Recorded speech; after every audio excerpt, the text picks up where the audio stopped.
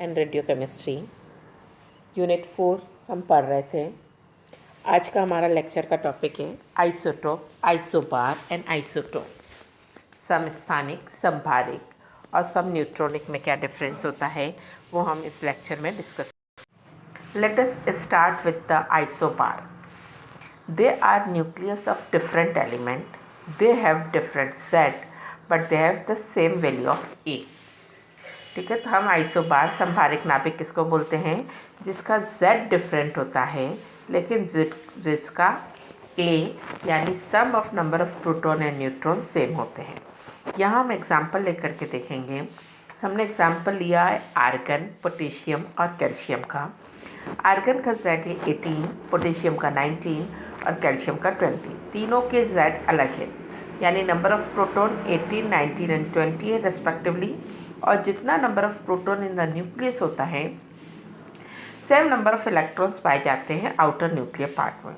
यानी इन एलिमेंट्स में जो हमने यहाँ एग्जांपल लिया है, नंबर ऑफ प्रोटॉन भी अलग है, नंबर ऑफ न्यूट्रॉन भी अलग है।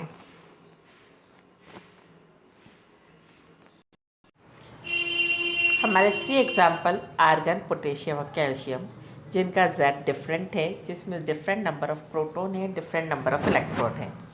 नंबर ऑफ न्यूट्रॉन्स अगर हम कैलकुलेट करते हैं तो that is from A minus Z। तो नंबर ऑफ न्यूट्रॉन भी डिफरेंट आते हैं। आर्गन में आते हैं 22, पोटेशियम में आते हैं न्यूट्रॉन 21 और कैल्शियम में आते हैं 20। लेकिन जब हम न्यूक्लियन की बात करते हैं, total number of particles in the nucleus, that is nucleon, that is sum of proton and neutron which is same in both in all the 3 category argon, potassium and calcium. So they are termed as isobar. They have different A. They are the nucleus of different element. They have different Z. They have different number of neutron, but they have the same number of A. Another example here we discuss is rubidium and strontium. इनका Z 37 और 38 respectively है, लेकिन दोनों का A जो है 87 है. Third example is mercury here and lead. Mercury 80,204 और लेड का 82,204. तो isobar have different Z. They are the nucleus of different element, but they have the same value of A. Secondly, we discuss here that they have different number of proton, hence they have different number of electron in outer nuclear part.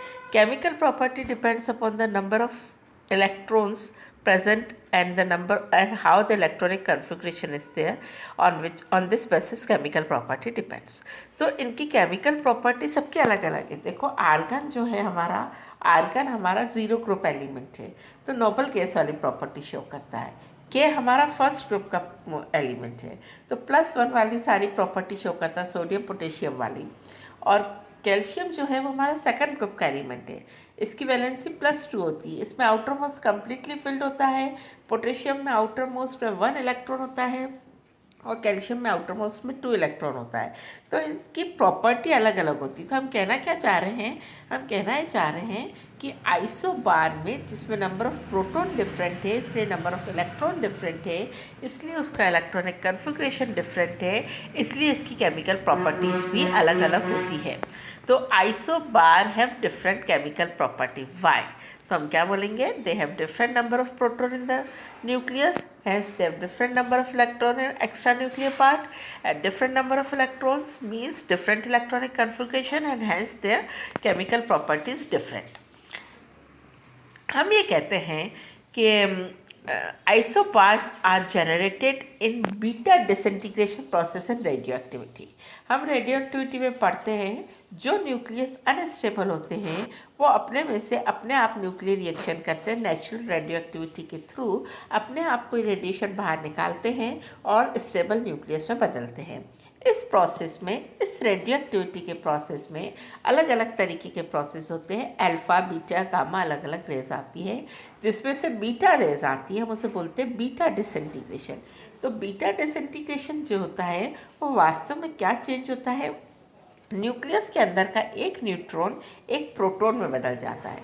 तो 1 का 1 मास तो 1 ही हो गया. Neutron का charge 0 था, proton का +1 है, तो चार्ज को बैलेंस करने के लिए एक पार्टिकल बाहर निकलता है -1 इलेक्ट्रॉन 0. ये इलेक्ट्रॉन है, ये आ रहा है न्यूक्लियस से, ठीक है। इलेक्ट्रॉन नहीं है, जो इलेक्ट्रॉन हम समझते हैं वो इलेक्ट्रॉन नहीं है, that electron coming from the nucleus, but it carry the -1 charge, इसलिए हम उसे इलेक्ट्रॉन कह रहे हैं। तो इसको हम एक्चुअली क्या बोलते हैं, this -1 electron which coming from the nucleus is termed as beta particle. तो बीटा डिसइंटीग्रेशन में क्या होता है, एक न्यूट्रॉन एक प्रोटॉन में बदल जाता है। एक न्यूट्रॉन जब एक प्रोटॉन में बदलता है तो इसका ए सेम रहता है, आप देख रहे हो, लेकिन इसका जेड जो होता है वो एक से बढ़ जाता है ना।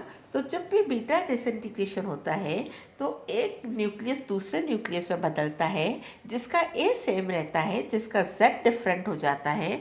जैसे हम यहाँ देख रहे हैं, हम यहाँ क्या देख रहे हैं, हम देख रहे हैं यूरेनियम बदल रहा है पैलेडियम में, 90 हो रहा है 91 में, और इसका A 234 का 234 ही रहता है। तो बीटा डिसइंटीग्रेशन वो रेडियोएक्टिव प्रोसेस है जिससे आइसोबार जनरेट होते हैं। Okay, next we come to isotopes, समस्थानिक। ये तो आप लोगों के लिए वेल नॉन फीचर है।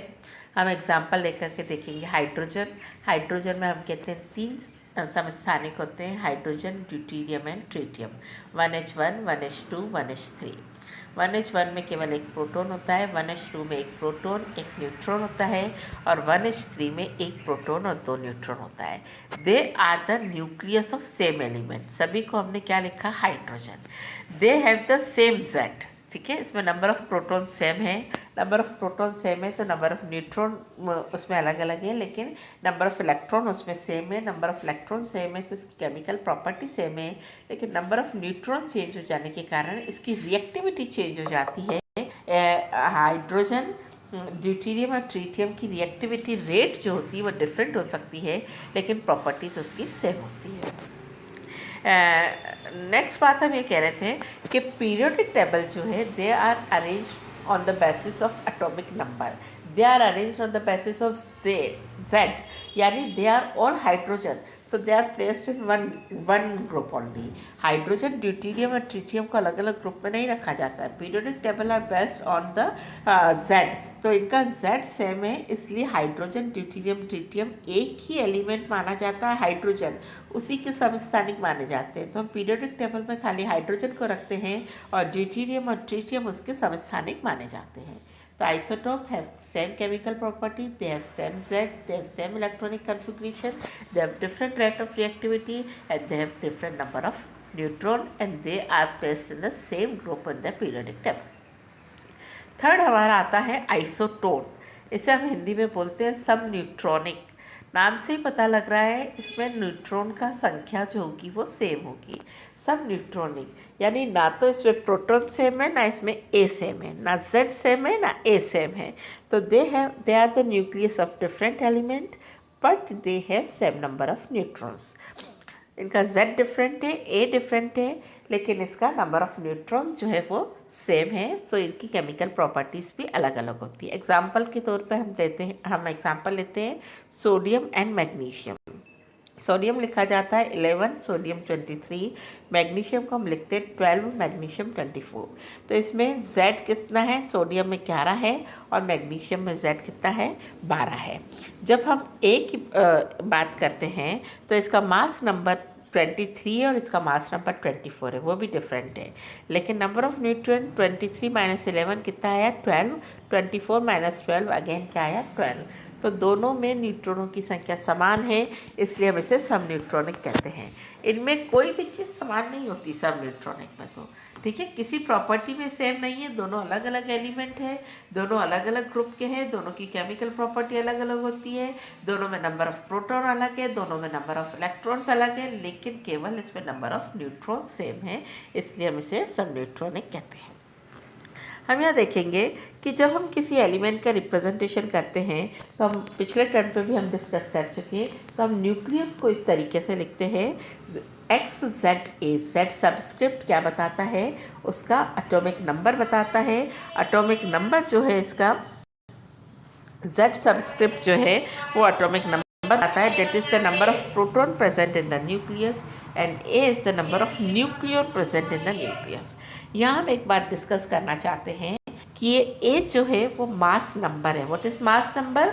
मास number is the sum of the nucleon present in the nucleus, जो प्रोटॉन और न्यूट्रॉन की संख्या के योग के बराबर है। Number means number 1 2 3 4 5 6, it must be a complete integer value. ठीक है, इसका डेसिमल में नहीं आ सकता है। लेकिन हम एक चीज़ और आगे यूज़ करेंगे जिसे हम बोलते हैं mass of the nucleus. Mass is different than mass number. Mass is the total mass of the particles present in the nucleus. कौन कौन से पार्टिकल है न्यूक्लियस में? प्रोटॉन और न्यूट्रॉन। तो अगर हम प्रोटॉन की बात करें तो हमने क्या लिखा? Np इंटू एमपी, मतलब Np मतलब उस न्यूक्लियस में कितने नंबर ऑफ प्रोटॉन प्रेजेंट है, उसको हमने मास ऑफ 1 प्रोटॉन से मल्टीप्लाई कर दिया। तो ये जो हमने सर्कल में बता रखा है total mass carried bye protons हो गया।